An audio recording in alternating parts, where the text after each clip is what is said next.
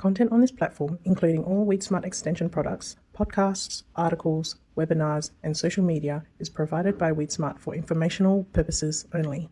It is not intended to be a substitute for professional advice specific to your farming system. Always seek advice from your agronomist or other qualified providers with any questions you may have regarding specifics around herbicide use and integrating weed management into your farm system. Welcome everyone for joining us today for our second webinar in our 25-26 Adaptive Weed Management series. My name is Karen Smith, Project Manager for the National WeedSmart Initiative. WeedSmart is funded by GRDC, the Cotton RDC and commercial companies to support national communication and engagement activities to enable good practices on farm to support herbicide sustainability. We thank all of our sponsors and in-kind partners who make events such as this possible. Today's webinar topic is titled The Good, the Bad and the Ugly, Increasing Use of Residual Herbicides in the Northern Region Farming Systems. This will be followed up by two more webinars this year in the Adaptive Weed Management series. So we have a fair number of attendees and registrants for today's session, and we'll be hearing from two very good speakers providing some insights into this topic. So everyone will be placed on mute, and if you can hold your questions until the end of the session, we'll answer them then. So please type your questions into the Q&A box and we'll look to answer these and get through as many as we can, and you can vote on those questions as well. I will now hand over to our WeedSmart Extension Agronomist, Paul McIntosh, to introduce our topic and guest speaker from AMPS, Tony Lockrey. Thanks, Paul. Yeah, thanks, Karen, and good morning or good afternoon, everybody, depending where you are in Australia. And may I say good afternoon to my good friend Tony Lockrey from down at Moree there. How are you, Lockers? Good, Mac. How are you going, mate? Mate, I'm going well. And of course, Tony Lockrey, everybody, is the agronomy manager for AMPS in that northern part of New South Wales, based at Moree. And of course, he was just telling me then he's Crop Consultants Australia director too. So well done there too, mate. Thanks, mate. And I'm glad you're getting some of the paperwork done at night, mate, in that AMPS job for yourself too, mate. It's either that or check weeds with a torch, mate. So yeah, well, we've get them done in the daytime. We've done both done that. And I remember my good thing is I fell over something and split my head on a steel post many years ago. So the torch job wasn't a real good idea. But anyhow, we're here to talk about the increasing use of residual herbicides in the northern region. And of course, I thought of the original topic, mate. I'm hoping the producers of the films don't get us, but the good, the bad and the ugly.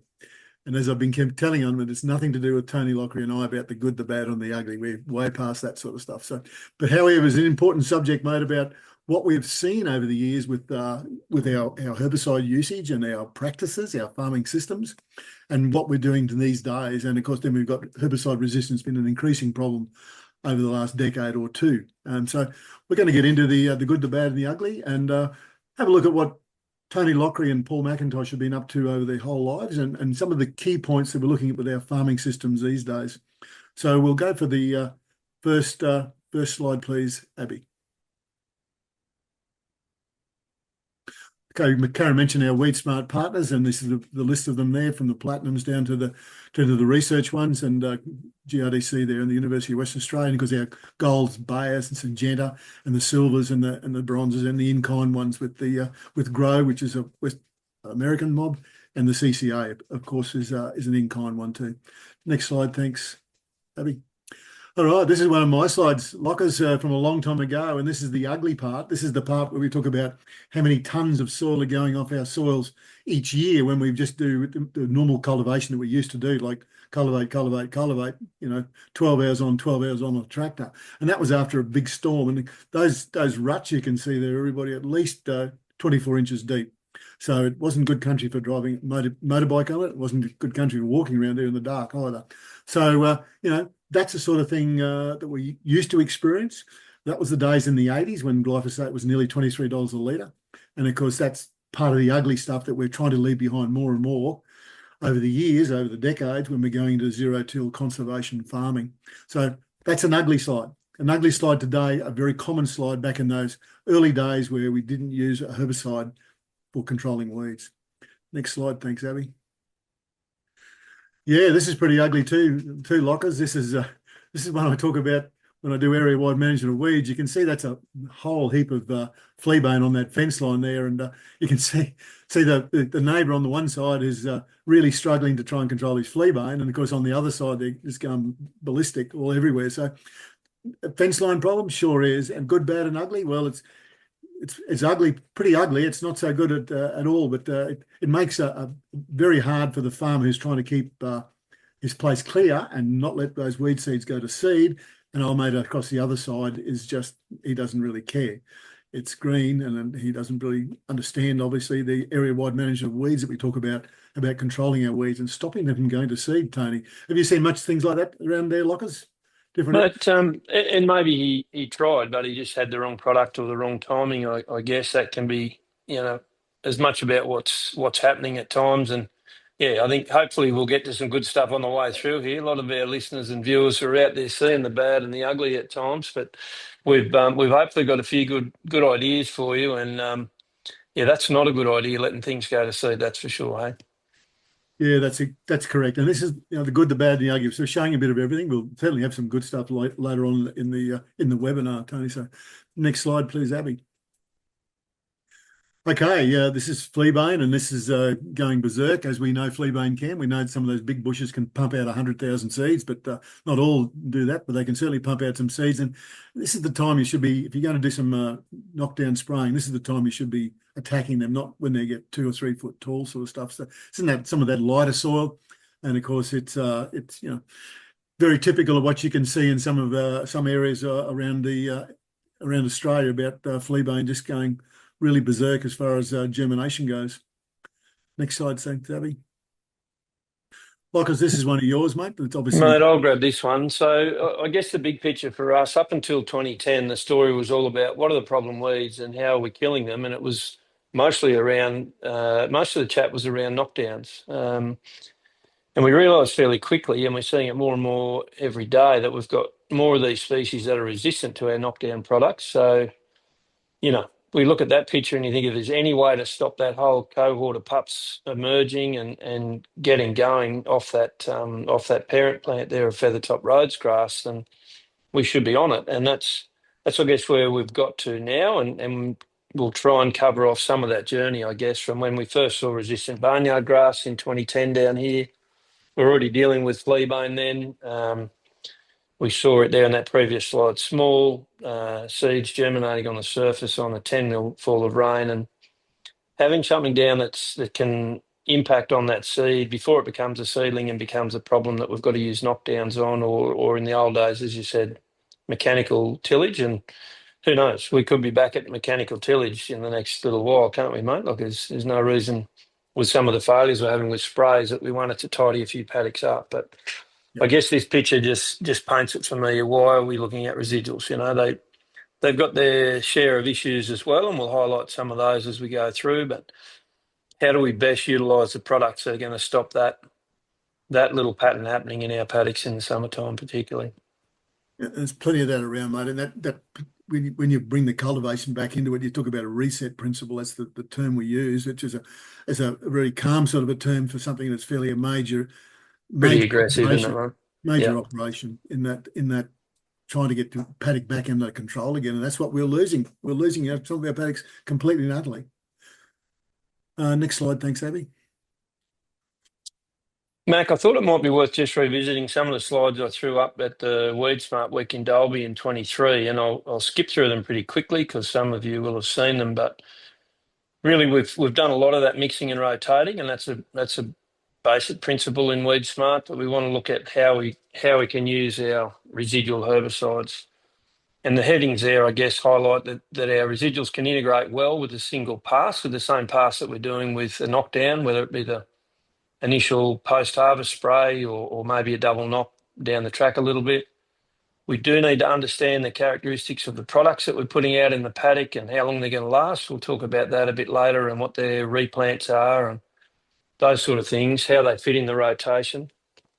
And then how do we get the best benefit out of those products? When's the best time to put them down? Where do we apply them? How do we get the best value out of them in terms of return on investment for that product? And some of them as you're aware, are getting cheaper, but that doesn't mean we just go flat out with everything. We've got to still be quite strategic and careful with how we spend our money and what result we get out of it.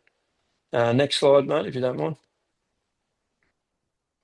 And I guess I highlighted the three key references that we refer to all the time for this job. Is the first one's a GRDC document that Congas and John brought to our herbicide training, and that's what's the behaviour of these products in our soils and our system, and how does that relate to rainfall and soil pH and texture and all those sort of things. The next page will show us the next document is understanding, and that's the crop life table there on the left. What group are we using? So rotating those groups of mode of action that we have and have access to, making sure that we're continuing to rotate and not overuse certain groups or products within groups. And then the third document we have to be intimately familiar with, and it doesn't matter how long you've been doing agronomy, you've got to be on it, is the updated, the latest label in terms of what we can use, where we can use it. So we've got to be aware of what's going on from that point of view.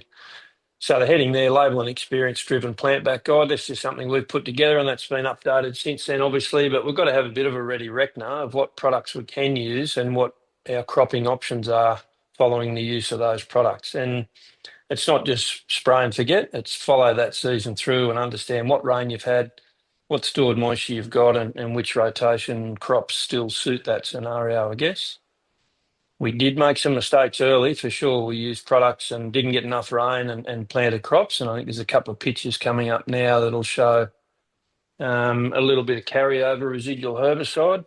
Macca, that's one of yours. Yeah, mate, it is. And this one is chickpeas in the Queensland soils. And this was put down, this was in a Mazapic, and it was put down at 150 mils a hectare. And it was put down in November, and the chickpeas were planted in late May. And when you look at the label, it's fine. But of course, it was the timing of the rainfall, wasn't it, with this sort of stuff? And this is not the whole paddock. So that's the bad part of it. It wasn't the whole paddock. It was just parts of the paddock that showed this residual activity of a Mazapic just still hanging on, despite the months that you have on your plant back periods, and despite the amount of rain that was on there as well. It just didn't do the job. So that's the other thing you've got to be a bit careful of, is some of our labels might be more minimalistic with these with plant back periods rather than just long-term sort of stuff. So just got to be aware of some of your residuals. And I suppose, apart from the label lockers, my biggest experience was going through some of these paddocks and seeing what very susceptible weeds are growing in some of these residual treated soils. And that's something we'll discuss later on a bit more when we get to picloram and Lontrol or clopyralid, some of these very old products where the plant backs are just 12 months on the label and away you go sort of stuff. These days we've got a bit more specific, but that's a great example of just being a little bit aware that your labels might be a little bit longer than what they say for as far as a plant back period. Of course, Lockers, this is a classic slide of the residual from a herbicide put on some many months before has interacted pretty unfavourably with the developing chickpea crop. And of course, the label said exactly what happened there is fine. But of course, there's other products around, products that we really like to use these days, like picloram and clopyralid, because they've got this good residual activity on the soil, particularly things like fleabane. However, the issue is trying to predict how long the plant back residue may be for a broadleaf crop to those particular type herbicides. Great herbicides. And of course, picloram's got some peculiarities, hasn't it? Like if it goes on the ground and get rain pretty well soon after, it can last for a lot longer than the obligatory 12 months on the drum. Of course, the other thing is that the stubble that takes up, or the crop that just might be spraying in the middle of winter with a picloram product, can absorb the picloram, and that drops on the ground, and that stubble has actually got to break down, and then the microbes have got to break down the chemical after the stubbles break down. So how long is that going to be? That could be 18 months. So it's not just the activity from some of these old products that are so desirable these days of having the just obeying the drum. It's also having the eyes in your head to go and have a go over these paddocks to make sure that these residual herbicides we really like to use still have broken down sufficiently. And of course, then you've got to take note of all the stubble. Has that broken down sufficiently? Has pin trash trails broken down enough to say that you can plant a sensitive crop on there. So there's a fair few questions there to be asked, more than just reading the drum, folks. And you need to look out for your signatory weeds, is the weeds that will grow when those particular herbicides run out of puff. And a classical is their metsulfurons and their chlorsulfurons, you know, the red pigweed and the mint are a couple of classicals. With picaram, it's quite a few other ones. Pigweeds, a couple, mints, a couple. They certainly give you an idea that your herbicide is starting to weaken that's in the ground, and be able to plant one of these sensitive crops that just says quite calmly 12 months plant back on the label, which may not be true. And of course, the evidence, everybody's in front of you with that imazapic or flame on a fallow paddock in November, and this crop of chickpeas was planted in May, and that's a June photo where that length of time and the amount of rain has occurred, except it's still there in a damaging fashion on the crop. So it's more than just a label, folks. It's also a bit of experience of walking around paddocks that have been treated with these residuals and seeing what sensitive weeds they might be growing to give you some confidence that the label is absolutely spot on. Yeah, spot on. And the next slide's a similar one. It's a plant out of place. It's a sorghum regrowing in a chickpea crop, but that's just to highlight the impact of balance. That's another one of your slides, mate, hey? Yeah, mate, it's oxafludol, and look, we've been using oxafludol since I think it's late 90s or something like that. It's been a great product for our chickpeas because we used to call them chickweeds before then, as you remember, Tony. But it's given us back our paddocks once again. You're mixing with different triazines, but that's the oxafludol is certainly getting a fair bit of play in the fallow war on weeds these days. And of course, I get pretty nervous when people try and push the envelope a fair bit, and that's what can happen to a sorghum plant that's got balance still in the soil when it starts to grow, sort of stuff. So it's not a very good look, Tony. No. So the next slide just indicates that while those first three documents I talked about are awesome, hang on, this is a bit more about breakdown. Sorry, Mac, we're still going on breakdown, understanding breakdown of products. Yep. So we as the slide said, we can predict some degree soil binding, release rates, natural breakdown. The other thing that is pretty handy is having an agronomist and a farmer working in sync, which we normally do, and having an understanding of the soils and what happens over the period of time in the years before that, to see whether your soils, you might be a pH of something like 8.5 and have a cation exchange of 40 or 50, probably going to hang on to some of those residual herbicides a lot more than something with cation exchange of 25 and pretty loamy, and the soil gets wet every second week. So that you have to factor in all those sorts of actions there for your breakdown of some of these products that go by microbial breakdown. So we got factors influencing the imidazoline Prozacs in soil microbial activity, soil moisture, soil type, just like I was saying, high CEC, and time. There's four big key things about breakdown of some of these really handy products in the IMI class.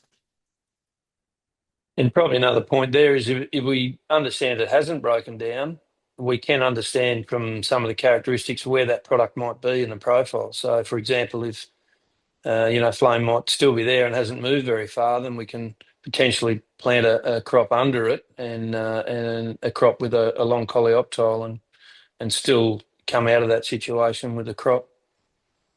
Yeah, correct. Next slide, mate. Years ago, we did a lot of that years ago, didn't we? Sometimes when you have sort of a crop that's failed, you could plant something a lot deeper so that the roots of that developing crop were below the chemical layer in the soil, sort of stuff. And we did a lot of that when you used to get some crops hailed out or whatever out, and you could plant something else on the top of the hill with later in the season. But this is just another one of those breakdown slides. You talk to it, mate. No, you're right. It's a good example of understanding, and this is just one small group of herbicides that we're using as residuals, either in crop applied or applied in fallow, and their different characteristics and where they're going to be in the soil, depending on their solubility, how long they're going to be there.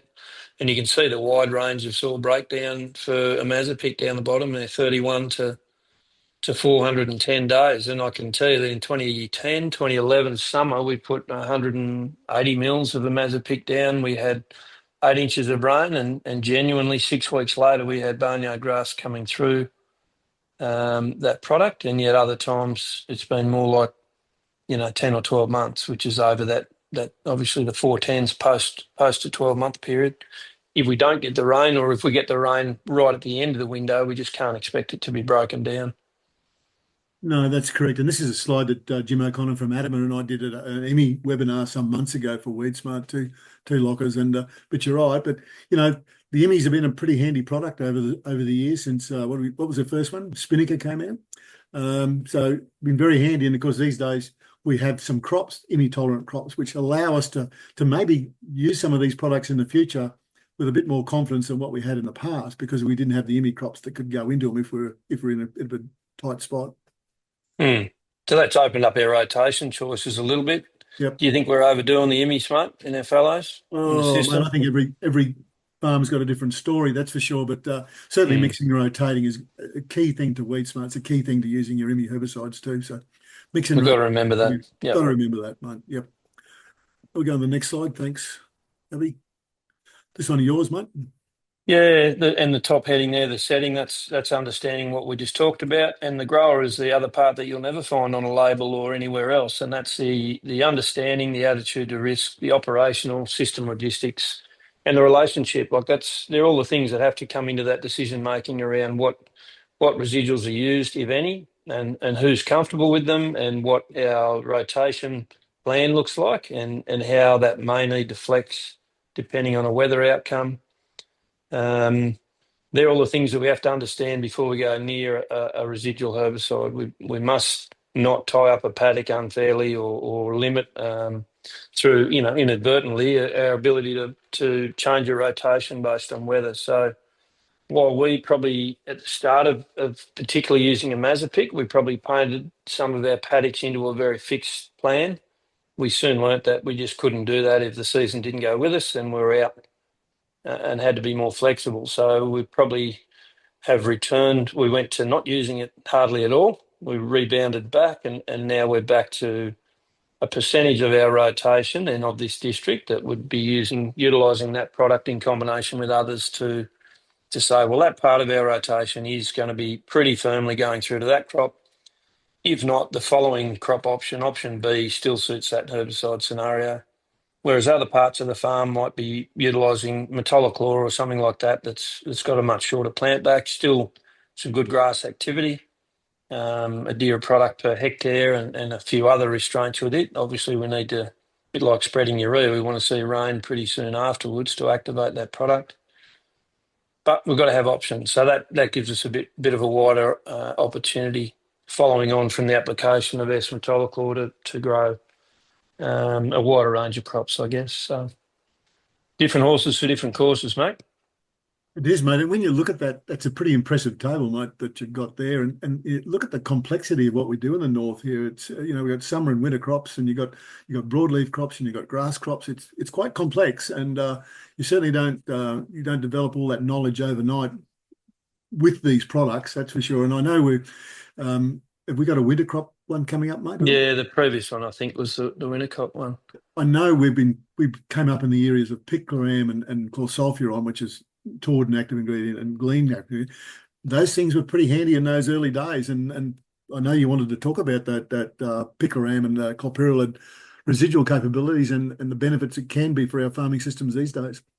Well, I think some of the things we're learning now, Mac, like we're starting to use, we've been using those products for a while, and we've seen benefit, and Richard Daniel and his team at NGA really put a number on that benefit of picloram coming out into the summer fallow. But some of the newer products that we're being forced to use in our winter crops because of our runaway, phalaris and black oats and occasionally ryegrass issues. So products like Sakura that we're putting down the winter crop, giving really good benefit in that springtime for a feather top and boneyard grass control. And I'm sorry I don't have the picture in here, but we've got some pretty interesting where we've put either Matino or Sakura, those type of products, those types of actives. Even our Intervix coming out of the winter into the summer, we're getting a bit of a head start on our summer fallow weeds just because we've got some kick out of the winter with those actives. And then, of course, the next round is what do we put down behind the header? Like what's our next round of products? And that's been planned well in advance of harvest because everyone's too busy when we're in and out of headers and chaser bins and too tired sometimes to make great decisions. So we try and have that plan organised well before harvest. So we've got, and potentially even product on farm, so that post-harvest, the spray rig's going in the paddock before we've germinated weeds to get a residual plan down in front of that first break, that summer rain. So I guess we'll flick through to the next slide and keep going, but they're just some of the considerations, I guess, before we head into that summer residual program. And Tony, just following on from that, there's nothing worse than a header goes through the paddock and chops these weeds off, and I've got six or 12 inches of roots and 2 leaves, and you're trying to get herbicide into those leaves to go down and kill that root zone. So it's just really was tough in some of the good old days before we started to use some more residuals like we are now. But the picloram, the Lontrell did a fair job on some of those things, keeping those paddocks a bit clean, getting a bit of a head start, like you said, for some of those weeds that we just struggle to control with in a fallow situation after being chopped off by a header. Yeah. Really, really difficult. And of course, everybody, we talk about the WeedSmart Big Six and rotating crops and pastures, increasing crop competition. I've got the slide for that later on. Mixing rotate herbicides. You've heard Lockers and I talk about mixing and rotate herbicides, and it's an absolutely vital part of our farming systems here in the north. Optimising spray efficacy. We've all been to spray days, but are we making every droplet count? Stopping weed seed set, and Tony and I were talking before we come onto this webinar how many weeds we pulled out by hands in our younger days, and stopping weed seed set is still a key part of the whole environment for weed control in our regions up here and across all of Australia. Stopping weed seed set, take no prisoners, absolutely, and implementing harvest weed seed control, which we haven't been really over popularised with implementing harvest weed seed control, but certainly something, everybody, that we need to consider for the future. I've been around controlling weeds for an awful long time, and the new herbicides don't come out forever, and so we need to think of something besides herbicides that might give us a bit of an upskilling in controlling those weeds from the seed and destroying the weed seed, which is a big part of harvest weed seed control. Next slide, please, Abby. Lockers, this is one of yours, mate, down your country. Yeah, I guess you can look at that whichever way you prefer. That most of that's ugly, but then there's obviously some very helpful young ladies doing some scoring with me in the trial there, but also that little runway through the middle where we've done a double knock and a residual. So that's a big barnyard and feather top grass trial site, and that's part of the trial work we do, I guess, is how the hell do we clean up a blowout like this? And this is a good test site for what are the products that are still working. And then in this scenario or in the fallow following this, prior to that emergence next summer, what residuals are working on that sort of population as well. So it's just, we've got to be pushing the envelope. We've got to be looking at new solutions or new combinations of old solutions that we haven't tried before. We've got to set them up against our tried and true, what's working in the paddock at the moment, what's our best brew. We've got to have 2 or 3 ideas in front of us, don't we, mate? We can't be sitting on our last best idea for very long because they break down that quickly. So it's a big part of the research that the GRDC and ourselves and others are trying to do, is just to stay in front of the issues that we face, and we can't do that across full paddocks. We've got to follow registrations and permits, etc. You and I have just been looking at the permit for optical sprays with a number of products that are up for renewal at the end of this year, December 26. So products like Select and Factor and graze on through optical sprayers, and many thanks to grain producers and others that have supported that registration or that permit. But this sort of work, we have to look at, what's still working, what do we need to get permits for, which permits do we have to fight to hold going forward, and obviously this feeds into things like our paraquat discussions with APVMA, even our optical spraying discussions with them to help them understand what's working, what we're able to use or what we'd like to be able to use in the paddocks around us. Yeah, well said, mate. Have you got a photo of this from up above, these where the girls are? Is that the next slide, mate. Yep. Abby? Mate, some pretty good results there. That's actually a different trial. That's a barnyard grass trial from the year before. So, and that was a knockdown and residual trial as well. So, yeah, we've followed that through and looking at it.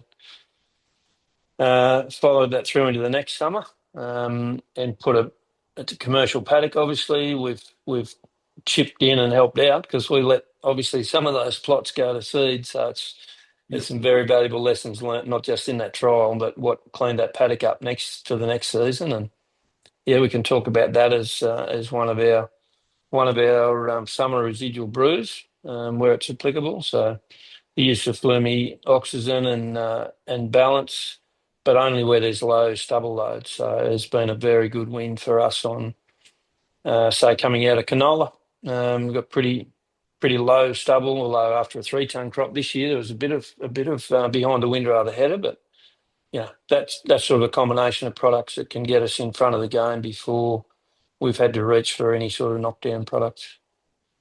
Like as you brought it up already, the Group Gs, as we knew them, or Group 14s these days, they've been a valuable part of our system going forward, haven't they? We've really taken to them a lot more because they're effective, and they're doing a pretty good job. And there's quite a few of them. There's more of them coming out, I believe. And but Flumi oxygen has been a good positive for our farming systems up here.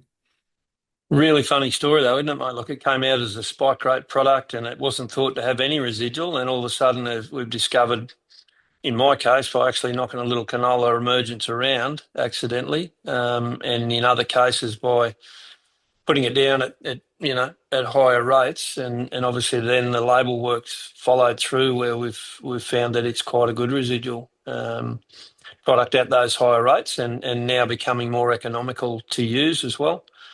The Group Gs they're an interesting group, or an interesting, as you said, Group 14s. It seems to be where all the new products are coming from at the moment. So we've got to fairly quickly learn how to use them, whether they're as a spike with a knockdown, like a paraquat or a glufosinate or even a glyphosate. And then at what point do we engage the higher rates and get the residual value out of them as well? Yeah, valuable herbicides that we couldn't have come at a better time. We're starting to run out of a few ideas, legal registered ideas, I do add, and they've come along at the right time, that's for sure. And there's plenty more coming out with different not skills, they're different weed spectrums and different amount of residuals that they can have. So thank goodness for them, Lockers.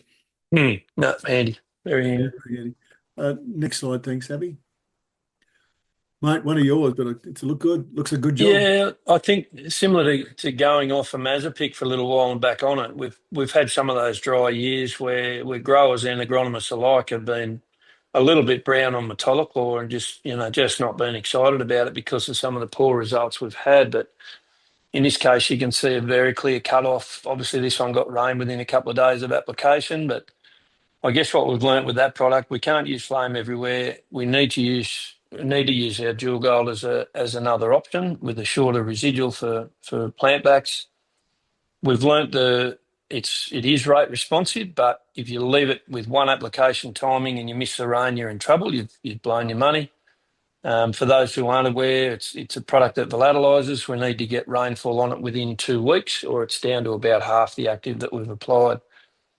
So in this case, we try and split that by putting a litre down in cooler and moister weather in August or July, coming into that summer crop, and then so that's a pre-plant spray and then a post-plant spray, and hopefully get rain on one or the other of those or both. And in this case, it's done a great job on Ormless barnyard grass in that picture. Yeah, man, it's an old product, the old metolachlor. I'll call it the active ingredient metolachlor. There's quite a few out there, but originally Ciba had it as dual, and it's coming about 1980, 81. So it's been around a fair while. And Syngenta, who have the dual gold these days, assures me that there's still no resistance to it. I'm thinking, well, we've done pretty well to get this far. So, but certainly it's a valuable product in our farming systems, Tony. There's no doubt about that. The good old metolachlor or dual, as a lot of us know it as. A good job it's done there too, mate. And this is obviously we're trying to talk about fallows here a bit more. This is an in-crop photo, but it highlights the fact that one product, I guess, doesn't do the job by itself. So we're often going into a fallow with a combination of 2 and potentially even 3 actives to try and get the spectrum of weeds down. And just to give a quick example of that, we've picked up a customer recently that hadn't been using residuals, and the one farm that we do the work on, we've suggested that they do, and they've rung us 2 or 3 times to ask when that paddock's going to need a spray, and we've each time said, well, it's travelling pretty well. It doesn't need coverage yet. To the point that they've covered all their other hectares twice, and are now coming back, and we maybe need to do a camera spray in the next week or 2 on that farm. So having a combination of products that can, knowing the paddock, knowing the weed spectrum, understanding what we need to utilise to take out the weeds that are there. And then the background of that story is just the logistics, isn't it, mate? Like from 2010 onwards, where we're trying to spray every acre twice. Yep. Each round of spray, whereas if a percentage of the farm is down to residuals, the pressure's not quite as hectic there on gear and labour and Christmas and holidays and those sort of things. We had a sorghum field day yesterday, and it's the best attendance we've had, even though it was 39 degrees in the paddock, and the esky was out of bounds until we'd finished the walkthrough. We had growers there and blokes that operate big areas with skinny staff, and I'd say 80% of them had a robot working somewhere on their farm at the time. So they're continuing to spray and take out scattered weeds, but they had that time freed up to go and look at something else that's going to impact their business, look at new sorghum varieties coming through. And that's what we hope to be able to do, by controlling weeds with the residuals in the fallows. Yeah, very important point, mate. You mentioned that the optical spot sprayers, they've been such a first-class addition to our farming systems up here, because I know we were pretty early adopters of those when they came into us. The latest type of optical spot sprayers came into Australia some years ago, and southern Queensland and northern New South Wales really went straight to the optical spot sprayers, recognising their worth for what they are, and of course then you combine them with the residual activity of our herbicides we're working with, and the robots, and hey presto, they can go to Lockers's field day and learn about important things about the sorghum varieties and all the other agronomic things you do about sorghum. Yeah, and there was great discussion about the machine options that are around at the moment, both from a automated and an optical point of view. So, yeah, it's good to have the headspace to have those conversations and compare notes. Yep, certainly is. We'll go on to the next slide. Thanks, Abby. Mate, one of NGA's, I'll let you talk to this one. Yeah, this was a great bit of summary work just to highlight, we've showed a couple of good photos there, but that's not the case every time. And this just gives us a bit of an idea of percent control of weeds over a whole lot of trials. I think there was something like 50 odd. You can see the number of plots there in brackets after each product, just how tight or the spread of control that you can see over time. And that would be due to some of the factors that we talked about before, whether there was rain or, what followed the application in that trial in particular, and what soil characteristics were there, what stubble, burden, all those sort of things. But that's just a run through some of the residual products that we use, and the range of control that we got of certain weeds. So that one's feathertop rhodes, and that's after 14 weeks. So that's starting to blow out a bit, obviously, like in time. But it's just to give an example of there is data out there, there's good research done, and understanding what products work on which pests or which weeds that we're targeting, and which combination of products can help us with the spectrum of weeds we're chasing. Pretty impressive trial to give you some idea of what's going on, that's for sure, mate. There's no doubt about that. And feathertop rhodes is really, I don't think it's the number one game in town, but it's certainly a number 2 or 3, and in that top 3 of painful weeds that we've got to try and get control of, because they can outthink your farming methods without these sorts of residual herbicides and the optical spot sprayers, that's for sure. And that's a great slide done by the Northern Grower Alliance blokes, that's for sure. Just to highlight a couple there. So if you look at balance on the far left-hand side, you can see the range. Like it's really thought of more of a broadleaf weed control product, but it does have grass activity. So you've got a range all the way up to 100% balance by itself. Residual control of feathertop. You go right across to the right-hand side, you've got Valor there at 180 to 280 grams. Quite a tight little box and whisker there, or however you refer to that statistical representation, 80%, almost 90% and above in every case for the 4 trials. But we know if you combine those 2 together, you're you're up above 90 because of the combination of the two actives and the combination of weeds that they cover. Yeah, it's impressive results, mate. That's for sure. Next slide, thanks, Abby.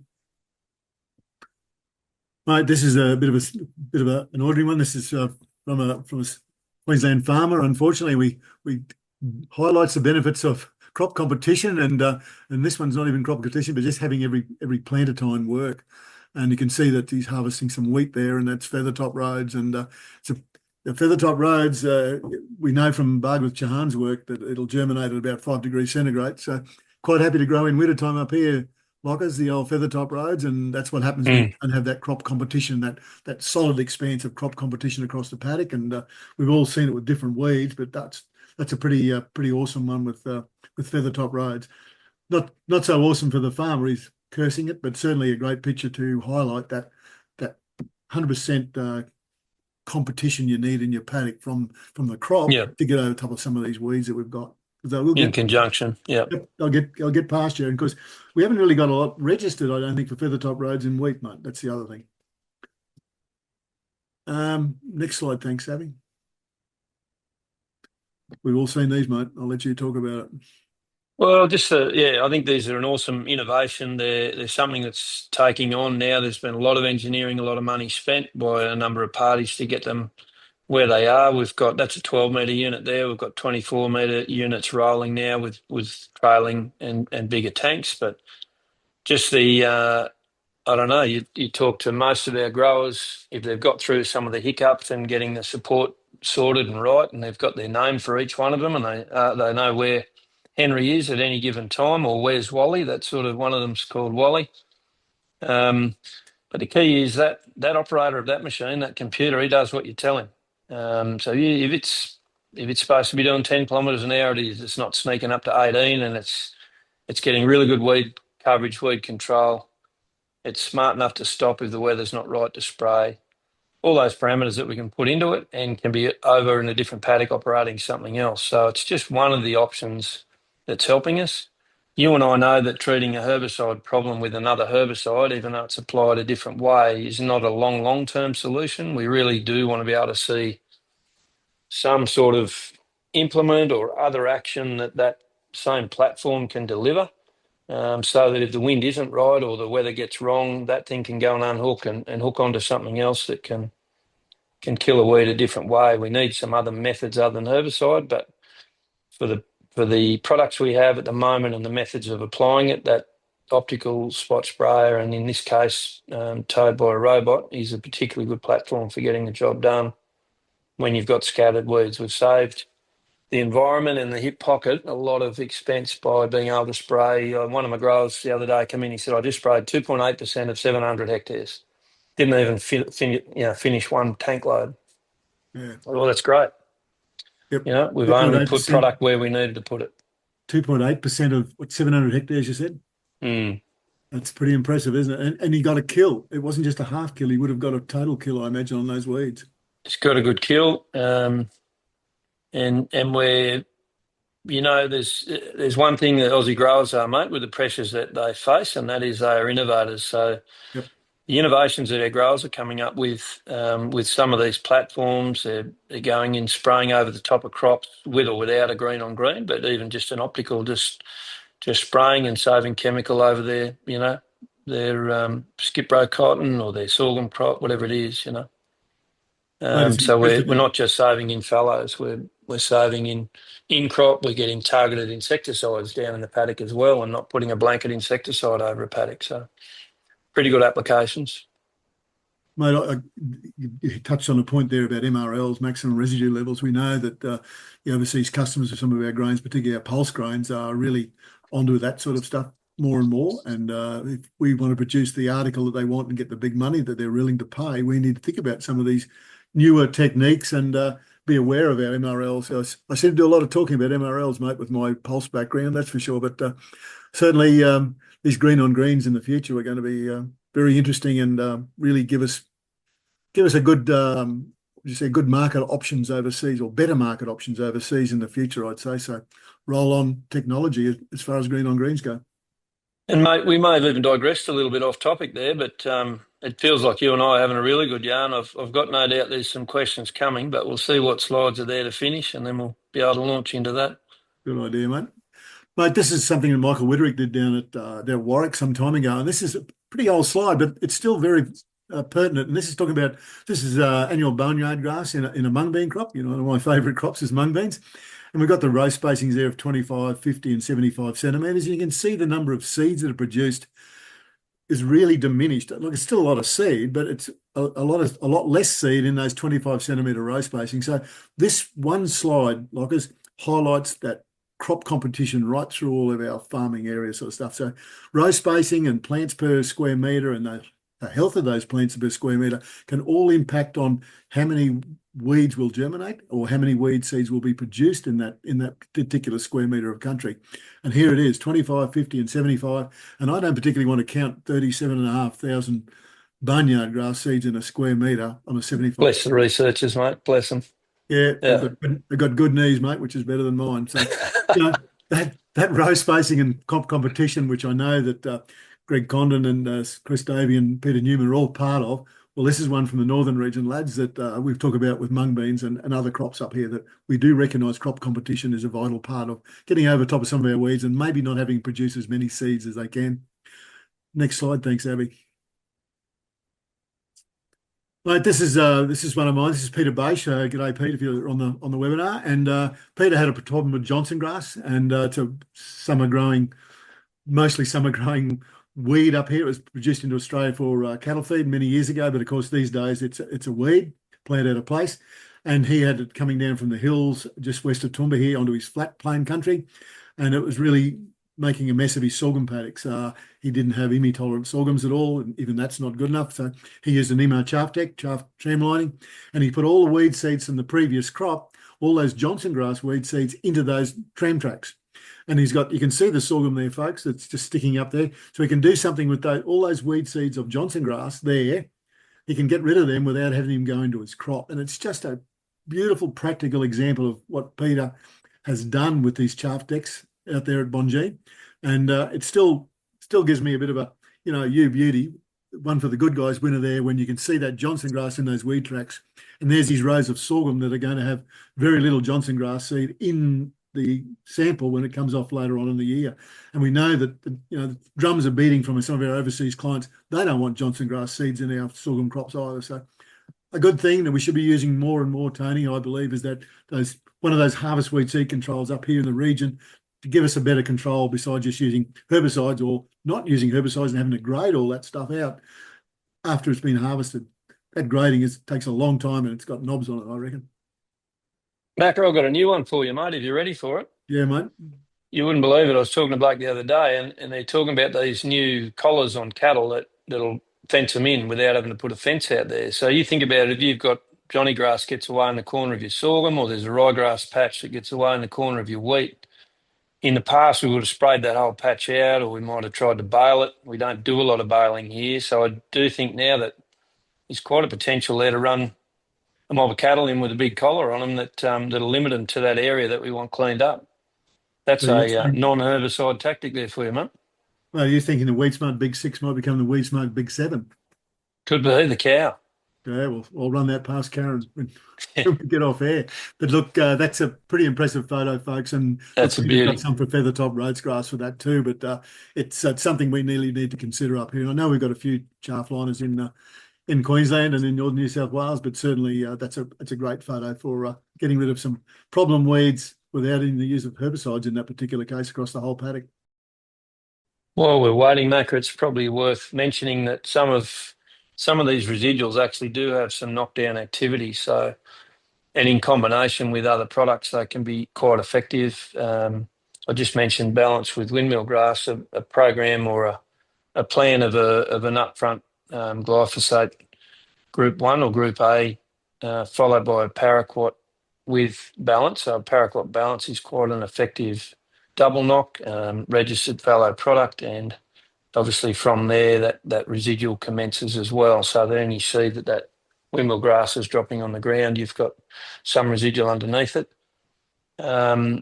most of the brews that we employed in our trials around windmill grass, the ones that included balance rose to the top from day 30 and post in terms of those trials. So that is of interest. And some of the triazines also, and probably one of the IMIs I'd mention particularly is Spinnaker, quite handy as knockdowns if you incorporate them with your paraquat double knock.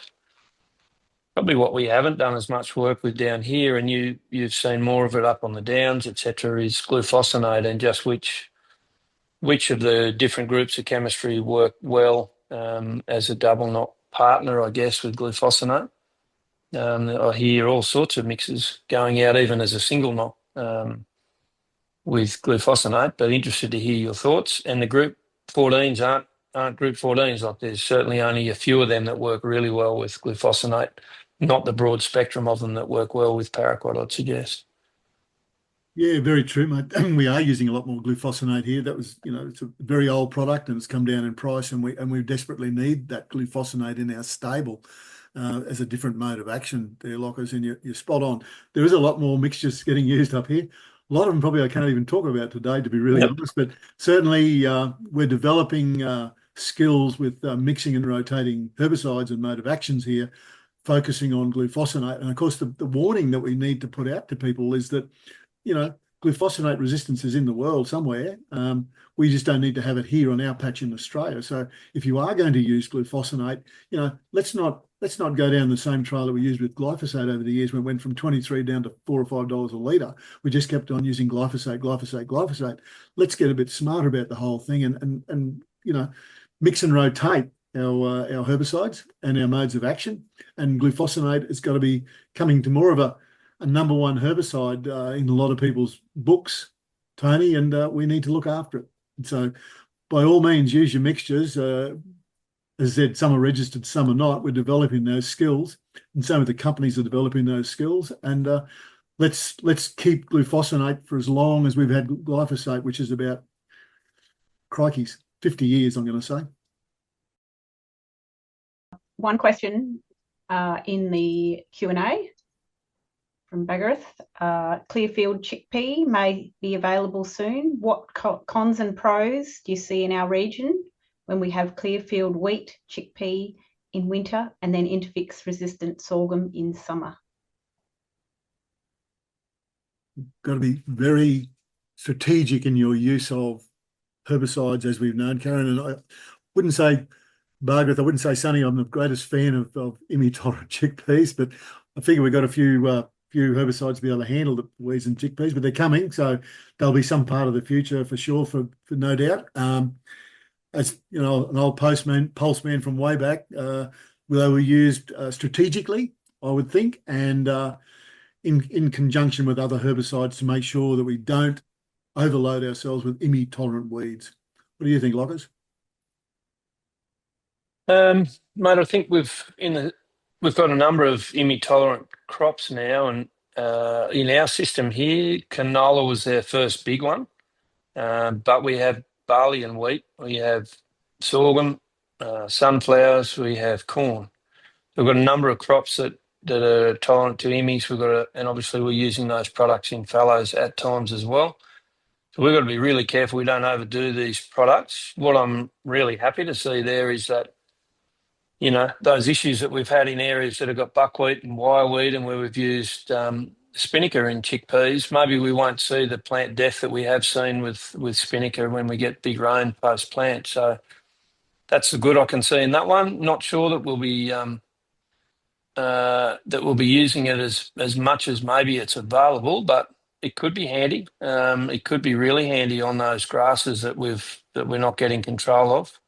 I think in combination with grass residuals that we're starting to use in chickpeas, we're going to lose the knockdown activity of our IMIs, I think, if we're not careful with overuse. So combining them with the use of some pre-em grass control and maybe better broadleaf control products could be a really good combination. But in every case, beware the standalone product, I guess. Yep, couldn't agree more. Any other questions, Karen? Thanks, Sonny, for that. Another question from Hayden, having a few issues with windmill grass on summer fallows in southern New South Wales. Do you guys have issues with this up north? If so, any tactics? It sets the seed the day after you discover it, makes controlling dry summers down here hard, I'm assuming. You want to go first, Lockers? Yeah, happy to. Some really good data from Grains Arana on windmill grass. They've probably done the most trials on it. We see it up here. We don't see it extensively, but we deal with feathertop, which is in that same chloris family and similar, but actually not as hard to kill as windmill grass. Windmill grass is a mongrel. It's quite hard to knock out. Yes, you're right. It sets seed early. You've got to be scouting and getting on those patches. Obviously, as we're talking about today, prior to even emerging, and then secondly, as quickly as you can with knockdowns. Some of the Group A's that are still on permit for your fallow knockdown work, as long as they're double knocked, are quite effective, particularly in combination with each other. And isoxaflurtol is quite a good residual, along with your other grass residuals, whether it be S-metolachlor or imazapic, on that weed. So that's some of the tactics, I guess, we're employing for windmill grass. The other one I'd put in sort of in the same categories in Central Queensland was sweet summergrass, Lockers, and it's a fine leaf thing too, and it's very, very difficult. And hello to the Central Queensland people who are not still not washed away, but got plenty of rain. Don Sampson, who we did a WeedSmart tour there a few years ago, and there, Lockers, him and the family up there at Capella built a 70-foot blade plough because he had enough problems with sweet summergrass not being susceptible to glyphosate anymore, and it was very hard to kill in that warm environment up there. So he made a 70-foot blade plough and just blade ploughed the country, and that worked a treat. So there's another option, but not everyone's into blade ploughs these days. But by gee, they were very handy in the late 80s and the 90s, getting around the countryside, getting rid of a few weeds, and just leaving the stubble upright pretty well too. Mate, we've got a cracking question here from Will Archer. Thoughts on impact on soil biology? Thumping question, that one. Residual during summer, etc. Vala residual pre-sow. Sakura residual in crop. Picloram, chlorpyrrolid. Thoughts on impact on soil biology having almost constant manipulation with chemicals in the soils?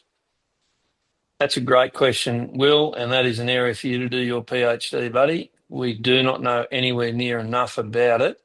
Wish I'd studied biochemistry better when I was at uni and ag chem, understanding not just the metabolic impact of those products on the target weeds and pests that we're chasing, but what's the impact of that active ingredient on the metabolism, can't even say the word, mate, of other things that we have in our soil and other parts of the biology that we actually rely on in the root biome. So good question. I'm not sure you'll find the answer from me. I know something like atrazine encourages certain microbes in the soil, but that's not the answer you're after, I don't think. Macca, any insights there, or where do we go to find that sort of information? Oh, mate, it's a big question, isn't it? I've had a bit of a look at this over the years, and you read studies coming out of America because that's where it all happens supposedly, and there's some microbes that love feeding on some of these herbicides that we use. You mentioned atrazine with some of the microbes there that make our atrazine less effective. Well, it's probably the same for all of them, and certainly glyphosate. There's some microbes that just love chomping up glyphosate molecules that are in the soil, but how many there is and what there is, I don't know. So, yeah, PhD for someone, absolutely, and I hope they do it before I retire. Like, it'd be good to get into it and read a bit about that sort of stuff for all those little microbes. Certainly, biology of the soil is really ramping up just in the last few years, and great stuff too. It's important that we know as much as we can about the soil biology. I think it ticks both ways, doesn't it, mate? Like, we do want to learn lots more about soil biology from our crop health and performance point of view. But if we're applying a microbiological stimulant or actual species through some form of application for a crop, we might find that the product or the microbe we're applying is knocking around the activity of some of our herbicides. So it could go both ways in terms of, are our herbicides knocking around the biology, or is our enhanced biology knocking around the herbicides? there's quite a bit to understand there. Yeah, a lot, mate. Very much so. And this webinar will be, well, it's recorded and we will put it online for everyone who may have missed it. I would like to thank Paul McIntosh for organising this webinar, and a big thank you to Tony Lockrey for coming on and sharing his knowledge and experience with us for WeedSmart. It's very much appreciated. So yeah, I'd like to call it there. If you would like to sign up, any closing comments, Tony? No, just thanks for the opportunity. It's always good to get together and have a yarn with my teetotaling mate, Macca. Hopefully that's been useful for everyone. And here's two old heads that have spent a bit of time in industry and understanding the stuff on and off the label. So please, if you're a young agro, get involved in some organisations, CCA or other organisations, get yourself along and learn what you can from the presentations, from the technical information, but also grow your network. Give Paul a call, give myself a call, or others that have been in industry for a while, and just see what else you can learn as you broaden your network of information. It's always helpful. Well said, mate. And of course, final question for me, Karen, is I put that little plant up that's been around for quite a while. It's a well-known photograph, been around, and I ask people, what is it? And a lot of people say it's a green pen. Well, for your information, everyone, it's a very small feather top rose, and that's the time to kill them if you're going to kill them with a knockdown herbicide. So you can all have a copy of that one. No worries at all. And the green pen is part of the photo. You're right. Thanks, Karen. Thanks, Lockrey. Well done, mate. Good on you.